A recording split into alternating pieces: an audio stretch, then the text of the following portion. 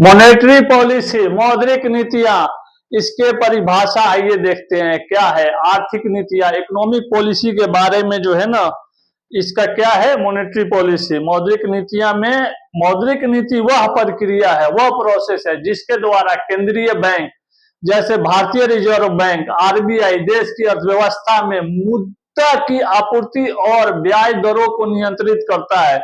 Interest rate को जो है ना कंट्रोल करता है। किसके इंटरेस्ट रेट को कंट्रोल करता है? बैंक के इंटरेस्ट रेट को कंट्रोल करता है। इसका मुख्य उद्देश्य उपभोक्ताओं और व्यवसायों को उधारी लेने के लिए प्रोत्साहित करने के लिए संकुचनात्मक मौद्रिक नीति, कंट्रैक्शनरी मौद्रिक नीति।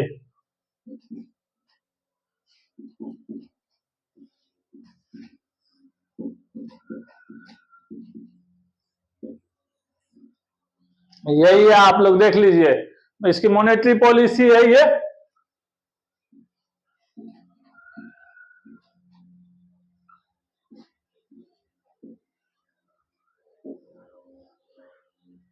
जब महंगाई बढ़ती है तो केंद्रीय बैंक ब्याज दरों को बढ़ाकर और मुद्रा की आपूर्ति को कम करके महंगाई को नियंत्रित करता है। इंटरेस्ट रेट बढ़ा देगा।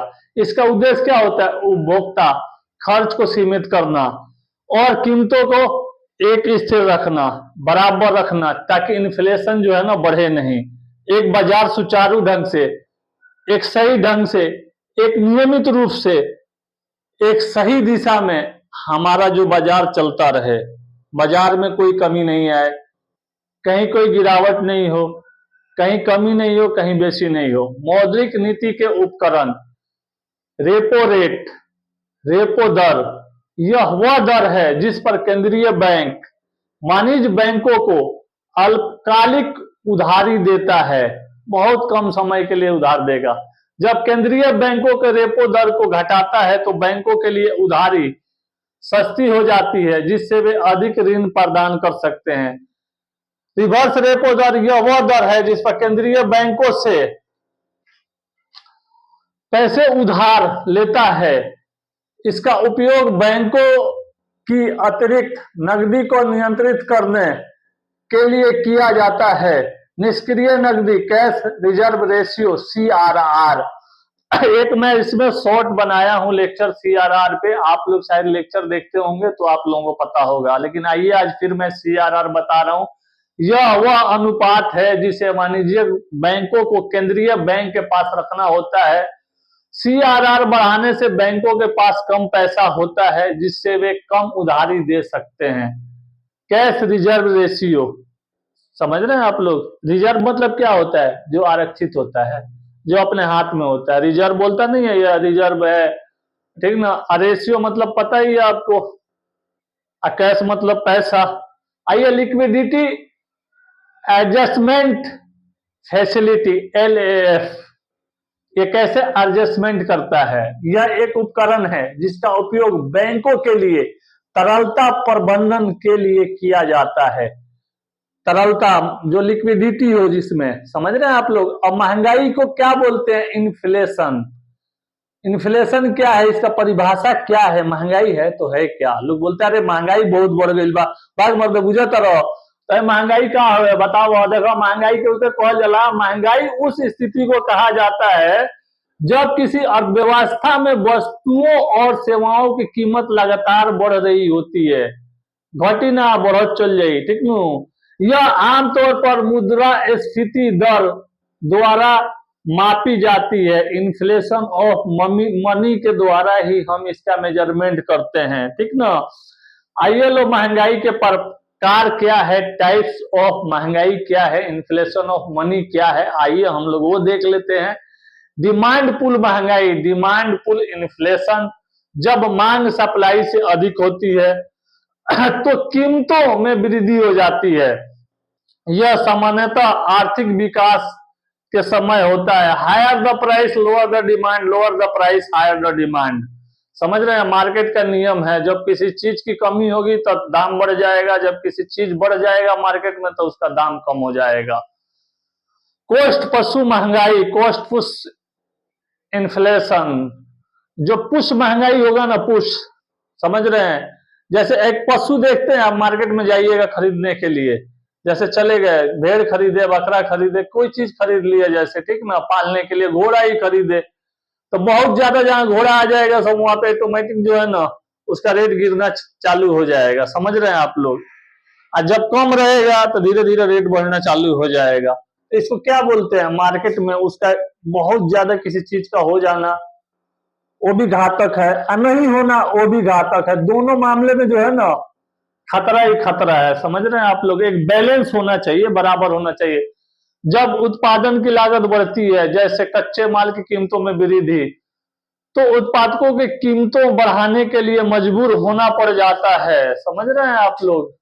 यही वजह है मौद्रिक नीति और महंगाई। मौद्रिक नीति का सही संतुलन बनाए रखना आवश्यक होता है। मौद्रिक नीति का महंगाई पर सीधा असर पड़ता है, डायरेक्ट पड़ेगा असर उस पर, समझ रहे हैं आप लोग।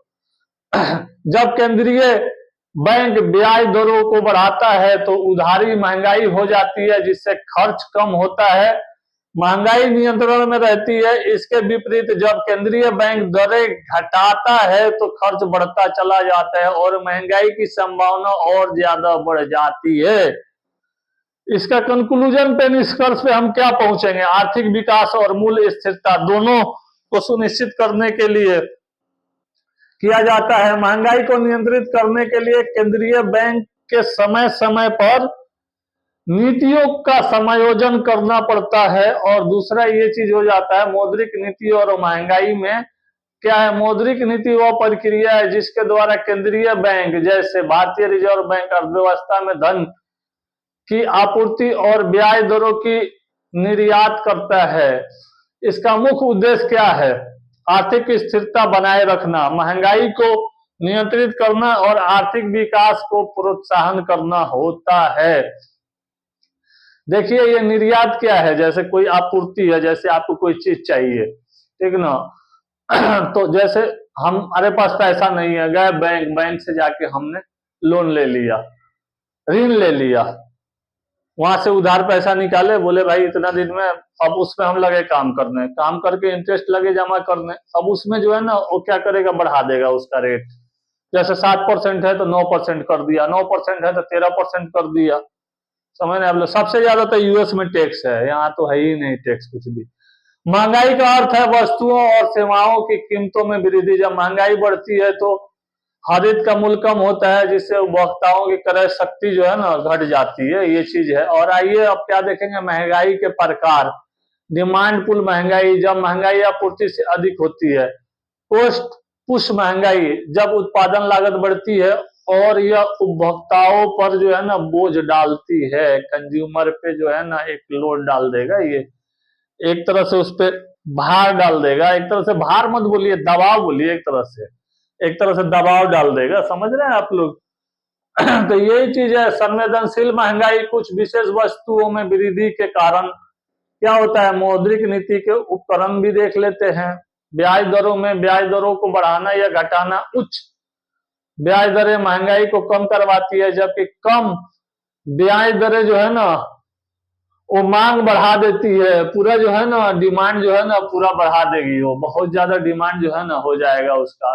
इसका क्या होगा, नगद आरक्षित अनुपात सीआरआर, रेपो दर, मौद्रिक नीति के प्रभाव। महंगाई नियंत्रण में क्या होगा, यदि महंगाई अधिक है तो मौद्रिक नीति को सख्त किया जा सकता है। आर्थिक विकास, यदि अर्थव्यवस्था मंदी में है तो नीति के नरम किया जा सकता है ताकि मांग बढ़ सके।